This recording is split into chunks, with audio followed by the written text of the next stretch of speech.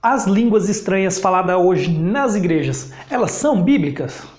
Elas têm alguma relação com as línguas estranhas faladas na Bíblia?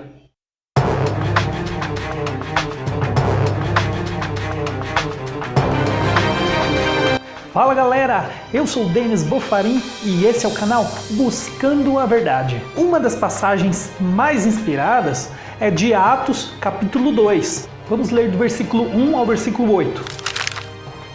Ao cumprir-se o dia de Pentecostes, estavam todos reunidos no mesmo lugar. De repente veio do céu um som como de um vento impetuoso e encheu toda a casa onde estavam assentados. E apareceram distribuídas entre eles línguas como de fogo. Lembrando que línguas como que de fogo não são línguas de fogo, e sim parecidas com línguas de fogo. E pousou uma sobre cada um deles.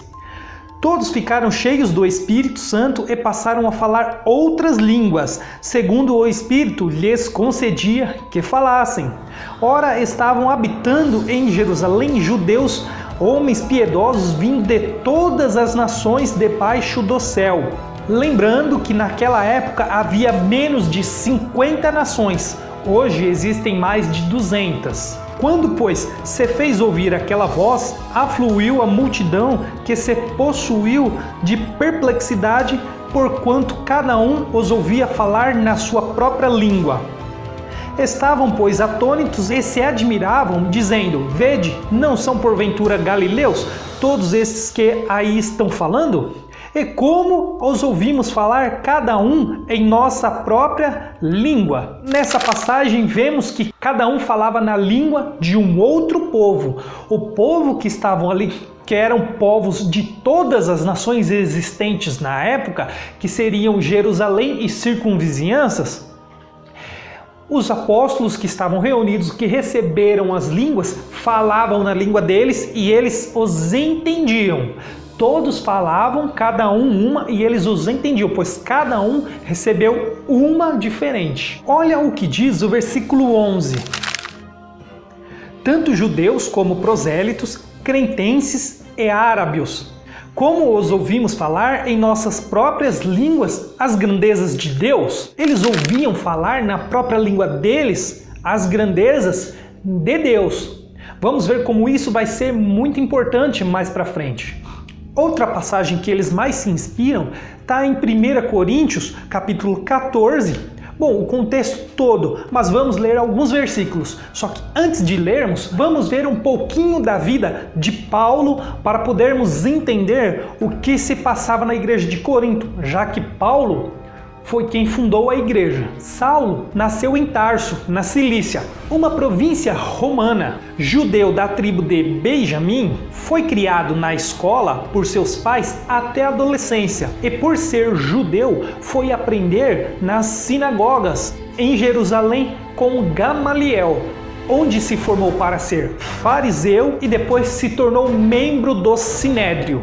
Nas sinagogas se falavam somente em hebraico. Às vezes se traduziam para o aramaico, para o povo da Galileia e de Judá, onde um tradutor ficava responsável. Paulo, ele adquiriu esse conhecimento e traz um pouco desses ensinamentos para a sua igreja. Vamos notar isso ao decorrer da história. 1 Coríntios 14, versículo do 2 ao 4. Pois quem fala em outra língua não fala a homens, senão a Deus, visto que ninguém o entende, e em espírito fala mistérios. Mas o que profetiza fala aos homens, edificando, exortando e consolando. O que fala em outra língua, a si mesmo se edifica, mas o que profetiza edifica a igreja. Se repararmos, nesses versículos ele fala a mesma coisa, é a mesma coisa que ele quer dizer, só que com palavras diferentes. Quando Paulo fala que quando um homem fala, quando ele fala em línguas, ele não fala a homens e fala a Deus e em espírito fala mistérios, é porque ele fala para ele mesmo e outras pessoas não entendem. Mas é claro, Deus entende qualquer língua, afinal foi ele que fez todas as línguas. Mas ao que profetiza, fala a Deus. Quando ele diz o que profetiza, profetizar não é a mesma coisa que entendemos hoje. Profetizar é falar a palavra de Deus, falar das coisas de Deus, pois havia uma reverência naquele tempo, onde dentro de uma sinagoga só se falava em hebraico, e profetizar era falar da palavra de Deus. Agora, falar qualquer outra coisa não seria profetizar, já que não estava falando de Deus. O fato de se edificar a si mesmo é porque a própria pessoa que está falando na língua dela está entendendo, e não as outras pessoas, que no caso, em Corinto, haviam 2 portos, onde atracavam vários navios e ali passavam gente de todas as nações. Então, haviam vários povos que falavam várias línguas ali. Então, havia uma necessidade de, quando se fosse profetizar ou falar de Deus, teriam que falar em uma única língua, que era o hebraico. Vamos ver agora do versículo 6 ao versículo 9. Agora, porém, irmãos, se eu for ter convosco falando em outras línguas, em que vos aproveitarei? Se vos não falar por meio de revelação, ou de ciência, ou de profecia, ou de doutrina?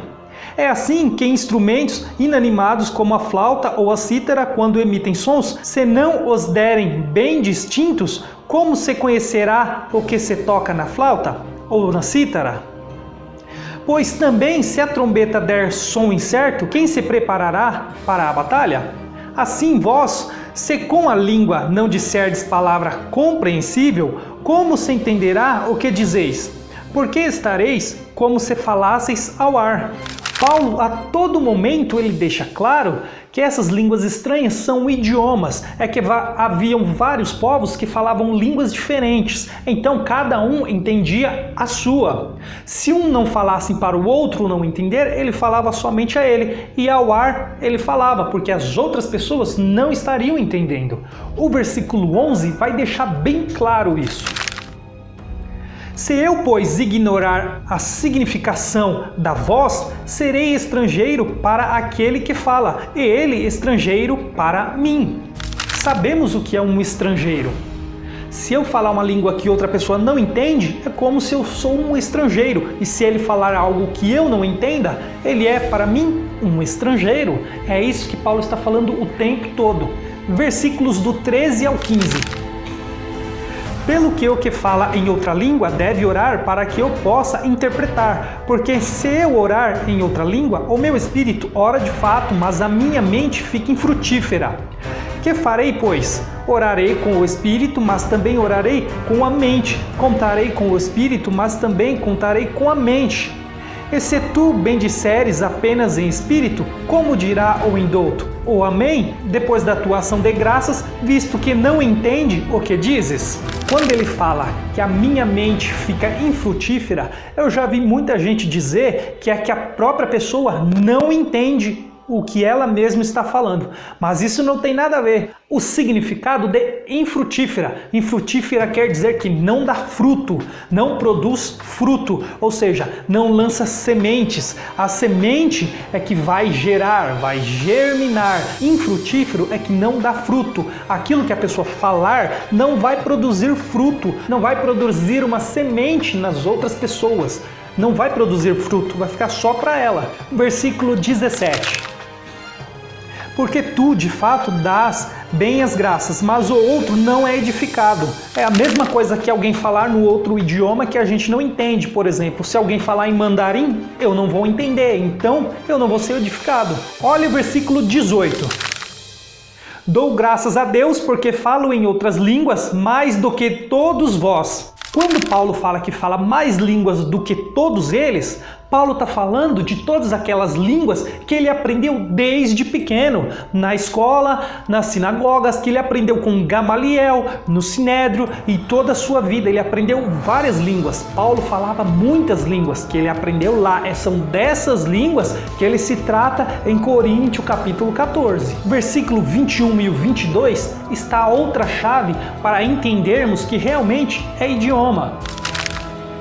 Na lei está escrito: falarei a este povo por homens de outras línguas e por lábios de outros povos, e nem assim me ouvirão, diz o Senhor. De sorte que as línguas constituem um sinal não para os crentes, mas para os incrédulos, Mas a profecia não é para os incrédulos, e sim para os que creem. A própria Bíblia, ela mostra que as línguas são sinais para os incrédulos e não para os que creem. Quer ver? Lá em Gênesis, capítulo 11, versículo do 1 ao 9. Ora, em toda a terra havia apenas uma linguagem e uma só maneira de falar. Sucedeu que, partindo eles do Oriente, deram com uma planície na terra de Sinar, e habitaram ali. E disseram uns aos outros: Vinde, façamos tijolos e queimemo-los. Bem, os tijolos serviram-lhes de pedra e o betume de argamassa. Disseram: Vinde, edifiquemos para nós uma cidade e uma torre cujo tope chegue até aos céus, e tornemos célebre o nosso nome, para que não sejamos espalhados por toda a terra. Então desceu o Senhor para ver a cidade e a torre que os filhos dos homens edificavam. E o Senhor disse: Eis que o povo é um, e todos têm a mesma linguagem. Isto é apenas o começo. Agora não haverá restrição para tudo que intentam fazer. Vinde, desçamos e confundamos ali a sua linguagem, para que um não entenda a linguagem do outro. Destarte, o Senhor os dispersou dali pela superfície da terra, e cessaram de edificar a cidade. Chamou-se-lhe por isso o nome de Babel, porque ali confundiu o Senhor a linguagem de toda a terra, e dali o Senhor os dispersou por toda a superfície dela. Nem precisa explicar, né? Aí vemos que as línguas são sinais para os incrédulos. Outra coisa que acontece em Corinto é que as línguas são faladas em muitos povos. Em Atos, os apóstolos falavam e outros povos entendiam. Já em Corintos, eles falavam e os outros povos não entendiam, porque eles falavam na própria língua deles. Mas haviam vários povos que falavam várias línguas, como em Atos, que haviam vários povos que falavam várias línguas. Tá, mas e essas línguas faladas hoje na igreja? De onde surgiu? Tudo começou no país de Gales, em 1904, Avivamento de Gales. Em 1904, aconteceu o avivamento do país de Gales, durante o qual aproximadamente 100 mil pessoas de Gales se uniram ao movimento.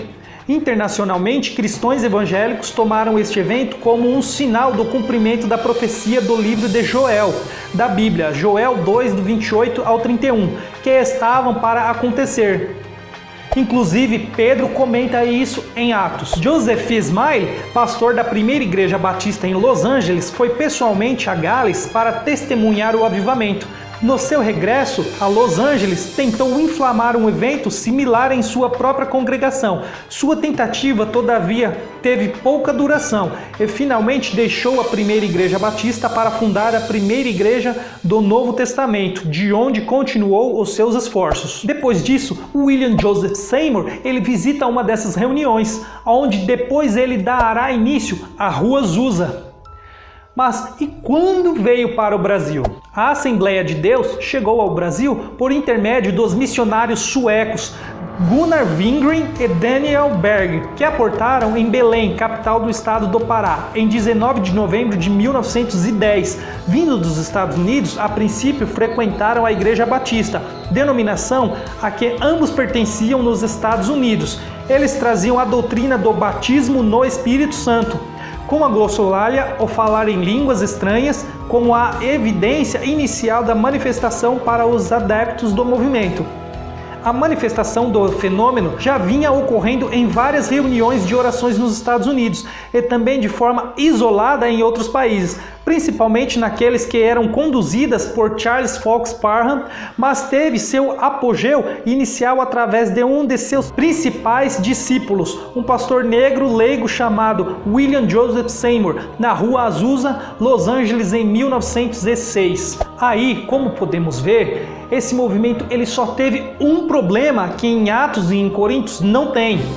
Quando eles falam essa forma de balbuciar palavras, eles mesmos não entendem o que eles estão falando e as outras pessoas também não entendem o que eles estão falando, coisa que não havia nem em Atos e nem em Corinto. E outro detalhe é que hoje se falam essas línguas no meio do povo que fala a mesma língua, onde não há vários povos que falam várias línguas. Então, não há necessidade desse dom. Eu, particularmente, eu acredito sim no dons de línguas, que o Espírito Santo pode derramar a uma pessoa que não fala uma língua, mas ele falar para que uma outra pessoa entenda a respeito de Deus. Falar em línguas, profetizar, falar de Deus para outra pessoa, mesmo ela sem saber, mas a outra vai entender. Agora, falar em línguas onde a própria pessoa não entende e os outros também não entendem, não há relato bíblico algum sobre isso. Não há respaldo na Bíblia sobre esse tipo de linguagem. Cada um é livre para acreditar e ter a sua própria opinião. Eu, particularmente, acredito na Bíblia e gosto de estudá-la e saber tudo o que aconteceu. Eu não vejo uma necessidade onde todos falam uma mesma língua, falar em línguas diferentes onde ninguém entenda. Bom, eu vejo que isso não é do Espírito, já que ele não traz confusão, ele não traz discórdia. Então eu acredito em língua sim, quando um fala mesmo sem saber e o Espírito Santo dá o dom dele falar e a outra pessoa entender na língua mãe dele. Agora, a pessoa falar em língua e ela não entender e os outros também não entender, isso não é bíblico, não há respaldo bíblico para esse tipo de língua. Bom, esse foi o vídeo, eu espero que você tenha gostado. Eu gostaria também de saber qual a sua opinião. Você acha que essas línguas são bíblicas ou não são? São do Espírito Santo ou não são? Esse foi o vídeo, não se esqueça de se inscrever no canal, ativar o sininho e compartilhar o vídeo com outras pessoas. Até o próximo vídeo.